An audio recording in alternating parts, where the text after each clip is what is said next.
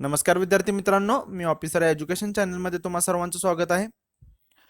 हे करंट अफेअरचं आपलं रिव्हिजनचं लेक्चर 5वा आहे. याच्या आधी सुद्धा आपण 4 लेक्चर अपलोड केलेले आहेत. त्याचप्रमाणे इस्रोचं सुद्धा एक लेक्चर अपलोड केलेलं आहे. आंतरराष्ट्रीय निर्देशांकांचं केलेलं आहे. त्याबरोबर सर्व पुरस्कारांचं सुद्धा लेक्चर अपलोड केलेलं आहे. तर तुम्ही प्लेलिस्टमध्ये जाऊन ते लेक्चर पूर्ण बघा.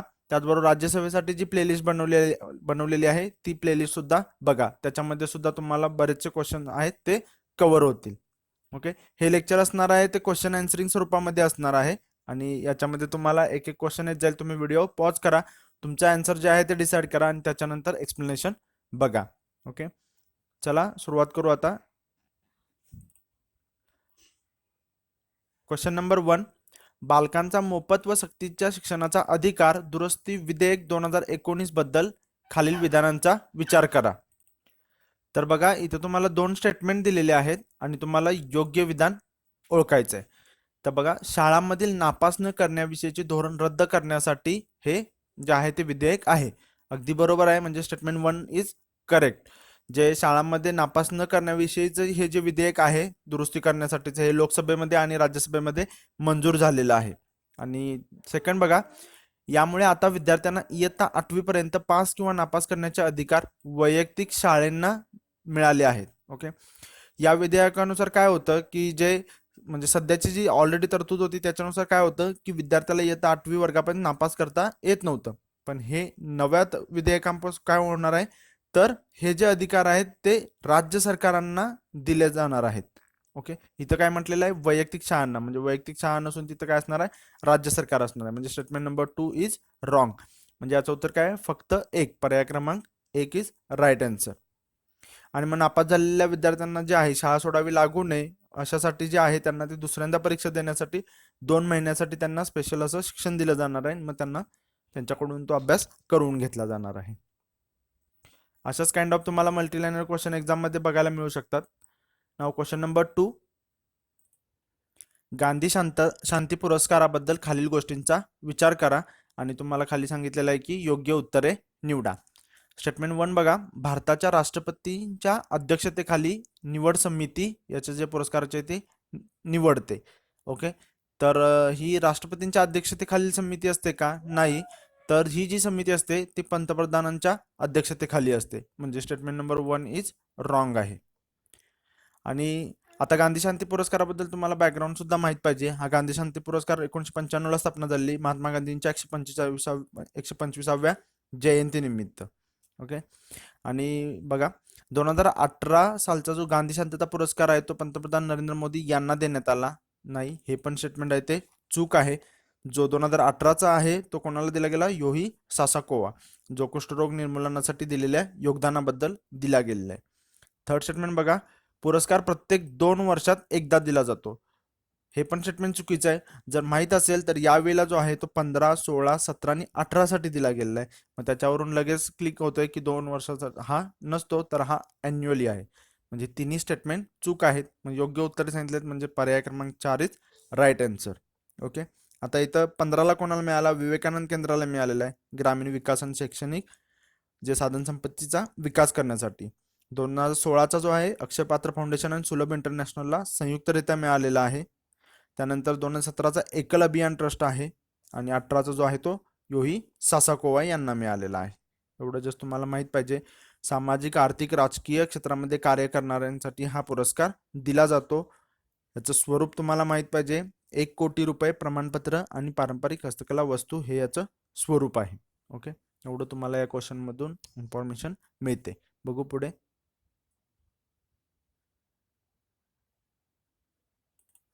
कोणत्या राज्यात भारतामधील सर्वात दीर्घ असा एकपदरी स्टील केबल पुलाचे उद्घाटन करण्यात आलेले आहे? स्टील केबल पुलाचे उद्घाटन विचारलेलं आहे. सर्वात दीर्घ असं आहे, 300 मीटर आहे. आणि याचं जे उद्घाटन कुठे करण्यात आलेलं आहे, तर अरुणाचल प्रदेश इथे. अरुणाचल प्रदेशचे मुख्यमंत्री पेमा खांडू यांनी याचं आहे ते उद्घाटन केलेलं आहे. आणि हा कोणत्या नदीवरती आहे? सियांग नदीवरती आहे.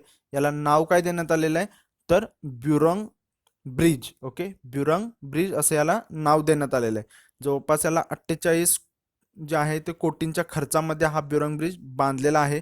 यनिकोयन ते ट्युटिंग इथून हे जवळपास जे ह्यांचं डिस्टन्स आहे ते याच्यामुळे कमी होणार आहे, ट्रॅव्हलिंग जे डिस्टन्स असणार आहे ते. तुम्हाला याचं नाव पण लक्षात ठेवायचं आहे, कुणी केलं, कोणत्या राज्यामध्ये केलं. ओके, एवढं जस्ट तुम्हाला माहित पाहिजे. बघू पुढे.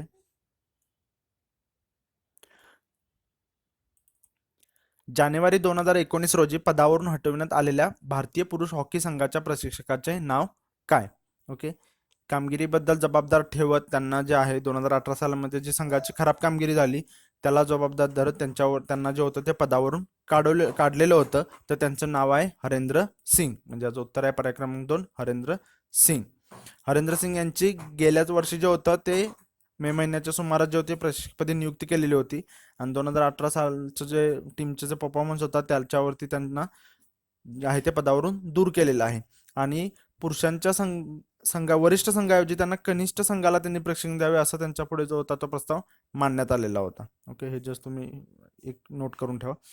आणि आता हे हॉकीच्या रिलेटेड आलेलं आहे. तर हॉकी वर्ल्ड कप जे झालं, ओके, तर ते 14वी एडिशन होती. हे तुम्हाला माहित पाहिजे, 14वी होती. त्याच्यामध्ये कोणी जिंकलं? पहिल्यांदाच जिंकलेला आहे बेल्जियमने. ओके, तर बेल्जियम त्याचा विजेता ठरलेला होता. कुठे झाली ही स्पर्धा? तर भुवनेश्वर येथे झाली, कलिंगा स्टेडियम. आणि उपविजेते कोण होते? तर नेदरलँड होते, 7व्यांदा अंतिम फेरीमध्ये गेलेले.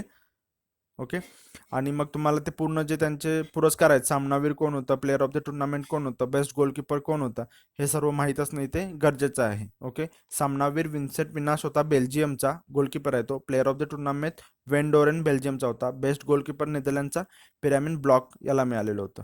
ओके, एवढं जस्ट तुम्हाला माहित पाहिजे. आतापर्यंत भारताने एकदाच आहे तो वर्ल्ड कप जिंकलेला आहे, 1975ला पाकिस्तान विरुद्ध झालेला. आणि सगळ्यात जास्त जिंकले असतील तर पाकिस्तानने जिंकलेले आहेत 4 वेळा. ओके, एवढं जास्त तुम्हाला हॉकीच्या रिलेटेड सुद्धा माहित असणं गरजेचं आहे. बघू पुढे. अटल सेतू या पुलाचे उद्घाटन करण्यात आलेले आहे. तर हा पूल कोणत्या नदीवर आहे? तर याचं उत्तर आहे पर्याय क्रमांक 4, मांडवी नदीवरती हा पूल आहे. गोव्यामध्ये आहे. गोव्यामधील मांडवी नदीवरती हा पूल आहे. 5.1 किलोमीटर लांबीचा हा पूल आहे. ओके, 4 पदरी पूल आहे, ज्याचं बांधकाम जे आहे ते गोवा इन्फ्रास्ट्रक्चर डेव्हलपमेंटने केलेलं आहे. मेकिंग इंडियाच्या अंतर्गतच हा पूल बांधलेला आहे. गोवा इन्फ्रास्ट्रक्चर डेव्हलपमेंट आणि L&Tने याचं काम केलेलं आहे. आता गोव्याच्या रिलेटेड आलेलं आहे. तर गोव्याच्या रिलेटेडच्या ज्या ज्या न्यूज आहेत त्या तुम्ही इथं रिवाईज करणं अपेक्षित आहे. ओके, जसं की एका क्वेश्चनमधून मल्टिपल तुम्हाला जे आहेत ते पॉईंट्स शोधायचे आणि त्याची रिव्हिजन करायचे.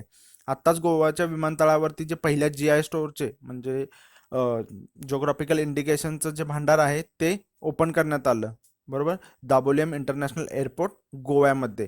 सध्या देशामध्ये जे आहे ते 270 GI नोंदणीकृत उत्पादने आहेत. ओके, आपण आता सुद्धा तुम्ही आता जे आपण लेटेस्ट जे घेतलेले आहेत बियाचा सिलाव खाजा वगैरे आहेत, तर तुम्ही ते कमेंट बॉक्समध्ये मेन्शन करा की GI टॅग प्राप्त झाले कोणकोणत्या वस्तू आणि त्याचे लोकेशन आहेत. जोड्या लावायला तुम्हाला येऊ शकतं. ओके, त्यानंतर आपण पाहिलेलं होतं की स्टार्टअप इंडिया कॅपिटल व्हेंचरची शिखर परिषद गोव्यामध्ये झालेली होती. त्यानंतर इफ्फीचं जे 49वा जे महोत्सव होता तो सुद्धा तिथे झालेला होता. IFFI international film festival of India, भारतीय आंतरराष्ट्रीय चित्रपट महोत्सव होतं ते झालेलं होतं. तर त्याच्यामध्ये तुम्हाला माहित पाहिजे हा ॲन्युअली होतो. याच्यामध्ये फोकस स्टेट जो होतं ते झारखंड होतं.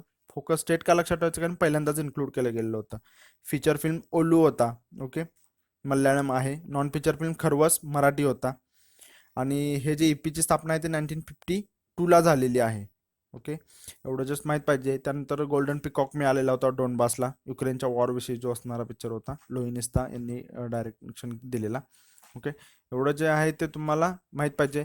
परत गोव्यामध्ये जे फॉर्मॅलिनसाठी जे माशांच्या वरती बंदी घातलेली होती ते पण माहीत पाहिजे. आपण फॉर्मॅलिडिहाइड वगैरे जे होतं त्याच्यावरती पण एक क्वेश्चन घेतलेला होता, कारण फॉर्मॅलिनचा 2 ठिकाणी उल्लेख आलेला होता की त्यांच्या इम्पोर्टवरती जे होतं ते बॅन केलेला होता फिशच्या.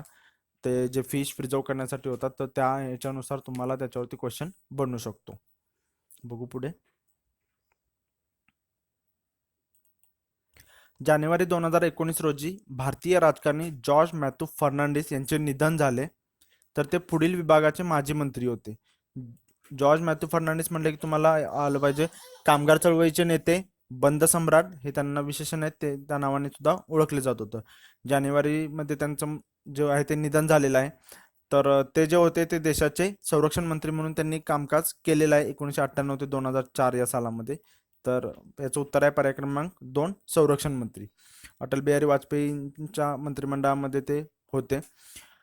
त्यानंतर त्यांनी ते जे आहेत ते लोकसभा खासदारमधून सुद्धा ते निवडून आलेले आहेत 1967 ते 2004 या काळामध्ये. परत 1974 सालच्या रेल्वे आंदोलनामध्ये त्यांनी जे भाग घेतलेला ते एक वर्णनीय आहे. ओके, त्यानंतर देशाच्या रेल्वे दूरसंचार उद्योग खात्यांच्या मंत्रिपदाची धुरा सुद्धा त्यांनी सांभाळलेली आहे. 1984 साली जनता दल सोडून त्यांनी समता पार्टीची स्थापना केलेली होती आणि 1999 साली पुन्हा जनता दलचं जे होतं विभाजन झालं आणि त्यानंतर अनेक नेते जे होते ते समता पार्टीमध्ये गेलेले होते. ओके, एवढं जस्ट तुम्हाला त्यांच्याविषयी माहीत पाहिजे की कसं कसं होतं त्यांनी. आणि मग त्यांना जे आहे ते त्यांची जी कारकीर्द आहे ते कामगार नेते म्हणून जे आहे ते खूप गाजलेली आहे. ओके, त्यांना बंद सम्राट म्हणून सुद्धा ओळखलं जातं. मग त्यांनी कोणतं मंत्रिपद भूषवलं, ते किती वेळा राज्यसभेवर लोकसभेवर निवडून आले, हे सर्व जे आहे ते तुम्हाला माहीत असणं गरजेचं आहे, कारण त्यांच्याविषयी मल्टीलाइनर क्वेश्चन बनू शकतो. बघू पुढे. भारतीय वित्त मंत्रालयाने बँक ऑफ बडोदासह 2 सार्वजनिक क्षेत्रातल्या बँका विलीन करण्याचा प्रस्ताव ठेवला आहे, मंजूर पण झालेला आहे. तर त्या कोणत्या 2 बँका आहेत? ओके, तर याच्यामध्ये बँक ऑफ बडोदा एक तर तुम्हाला समजलेली आहे आणि याचं उत्तर आहे Vijaya bank and Dena bank. म्हणजे याचं उत्तर आहे पर्याय क्रमांक 1. तर Vijaya bank and Dena bank ज्या आहेत त्या ट्रान्सफर बँक आहेत, त्यांचं जे विलीनीकरण आहे ते बँक ऑफ बडोदामध्ये होणार आहे. ओके, हे पण जस्ट तुम्हाला माहित पाहिजे, कारण असंही केलं जाऊ शकतं, उलट तुम्हाला विचारलं जाऊ शकतं. बघू पुढे. इस्रोच्या रिलेटेड आहे बघा. आपण लेक्चरमध्ये जे इस्रोचं घेतलं त्यामध्ये पण याचं जे आहे ते उल्लेख केलेला होता. इस्रोने पहिली इन्क्युबेशन संस्था स्पेस टेक्नॉलॉजी इन्क्युबेशन सेंटर खालीपैकी कोणत्या ठिकाणी सुरू केलेले आहे? पहिल्यांदा तर तुम्हाला माहित पाहिजे की इन्क्युबेशन सेंटर काय असतं. हे जे असं सेंटर असतं की त्या ठिकाणी जे आहे ते शिक्षण दिलं जातं. ओके, त्या ठिकाणी जे असतं ते खरं म्हणजे थोडं जे नवीन लोक असतात त्यांना जे आहे ते गाईड करणं, त्यांना ट्रेन करणं, हे जे आहे ते या ठिकाणी होत असतं. आणि हे कुठे झालेलं आहे? तर पहिलं जे आहे ते त्रिपुरा आगरताळा येथे झालेलं आहे. म्हणजे याचं उत्तर आहे पर्याय क्रमांक 3. आता इस्रोच्या रिलेटेड ज्या ज्या न्यूज आहेत त्या तुम्ही इथे रिवाईज करणं अपेक्षित आहे. आपण इथे आता घेणार नाही, कारण आपण ऑलरेडी त्याच्याविषयी खूप वेळा बघितलेला आहे. बघू पुढे. राष्ट्रीय महिला आयोगाबाबत खालीलपैकी अयोग्य विधान ओळखा. बघा, ऑगस्ट 2018 मध्ये रेखा शर्मा यांनी आयोगाच्या अध्यक्षपदी त्यांची निवड झाली. तर रेखा शर्मा यांची निवड झालेली आहे का? तर right, statement number 1 is correct आहे. रेखा शर्मा यांची ऑगस्टमध्ये जे आहे ते निवड झालेली आहे आणि त्या 9व्या अध्यक्षा होत्या. स्टेटमेंट नंबर 2 बघा, रेखा शर्मा या आयोगाच्या 10व्या अध्यक्ष आहेत. तर त्या 10व्या नसून 9व्या आहेत. बरोबर, म्हणजे स्टेटमेंट नंबर 2 इज रॉंग. म्हणजे इथेच तुम्हाला कळलेलं आहे की option number 2 is correct answer. त्याआधी ललिता कुमार मंगलम आयोगाच्या अध्यक्ष होत्या. अगदी बरोबर, ललिता कुमार मंगलम होत्या त्या याच्या अध्यक्ष होत्या. ओके, एवढं जस्ट तुम्हाला माहित पाहिजे. तर राष्ट्रीय महिला आयोग जो आहे तो कायदा 1900 अंतर्गत 1992 मध्ये आयोग स्थापन झाला आणि हा जो आयोग आहे तो हिंदी व इंग्रजी भाषेमध्ये मासिक प्रकाशित करतो. आणि रेखा शर्मा ज्या आहेत त्या आताच्या ज्या अध्यक्ष आहेत 9व्या आहेत. एवढं तुम्हाला याच्याविषयी माहित असणं गरजेचं आहे. बघू पुढे. एकदम सिंपल वन लाइनर क्वेश्चन आहे. मुंबईतील भारतीय सिनेमाच्या राष्ट्रीय संग्रहालयाचे उद्घाटन कोणी केले? याच्यामधून एक होते की कुठे झालेलं आहे, तर हे मुंबईमध्ये झालेलं आहे आणि याचं उद्घाटन केलेलं आहे नरेंद्र मोदी यांनी केलेलं आहे. ओके, तरुण पिढीला भारतीय सिनेमाबाबत जे आहे ते त्यांना अवेअरनेस निर्माण करण्यासाठी, त्यांना जे माहिती देण्यासाठी जे आहे ते हे भारतीय चित्रपटांच्या राष्ट्रीय संग्रहालयाचे उद्घाटन केलेलं आहे. याच्यामध्ये जे आहे ते या क्षेत्रामधील व्यक्तींचा जो लाईफ आहे, त्यांचा जो संघर्ष आहे, याची जी आहे ते इन डिटेल माहिती या संग्रहालयामध्ये अवेलेबल असणार आहे. आशा करतो मित्रांनो तुम्हाला जे लेक्चर आहे ते युजफुल वाटला असेल आणि तुम्हाला या लेक्चरचा खूप फायदा होतोय. भेटू पुढच्या लेक्चरमध्ये, तोपर्यंत धन्यवाद.